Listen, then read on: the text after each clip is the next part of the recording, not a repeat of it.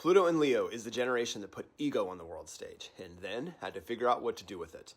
It's one of the loudest signatures in the zodiac, and nowhere is that louder than in the baby boomers. This is the generation that blasted their imprint on culture through music, politics, media, the rise of celebrity culture.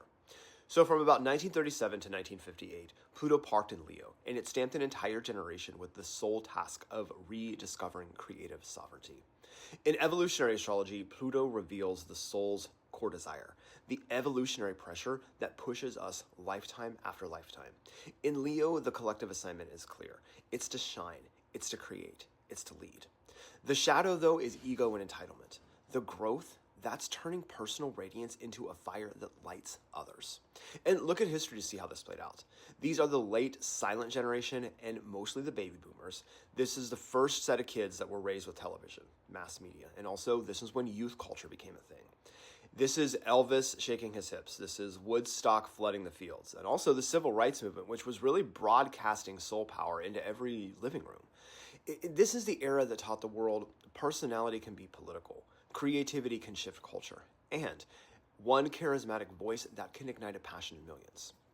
Pluto always carries a shadow, though, and with Leo, that shadow is idol worship and a me-first narrative. The celebrity industrial complex really exploded. Leaders became icons, and sometimes they were saviors, sometimes they were tyrants. The evolutionary intent wasn't just to build a stage, but to learn how to share it. From notice me to let my light remind you of yours. And as this generation grew into power, branding, performance, personality politics became the norm. At their best, Pluto and Leo souls modeled courage, artistry, self-expression as medicine.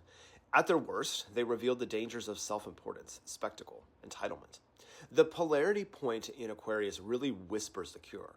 Brilliance only fulfills its purpose when it's woven into the fabric of community. And now, as Pluto and Leo moves into elderhood, the homework assignment continues. The question is, can this generation mentor instead of dominate? Can they pass the torch instead of clutching the crown? Their evolution is to transform charisma into stewardship and legacy into fuel for the future. Here's the bottom line. Pluto and Leo came to teach the world how to shine, but their highest octave is using that light to awaken the sovereignty in others. So drop it in the comments.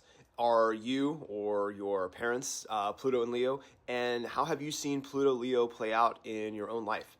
I'll be breaking down more Pluto generations in future videos. Also, if you want to know exactly how Pluto works in your chart by house and sign, send me a DM. I'd love to do a reading for you. I can decode your soul's mission as it relates to Pluto and everything else. Thank you so much for watching. Satnam.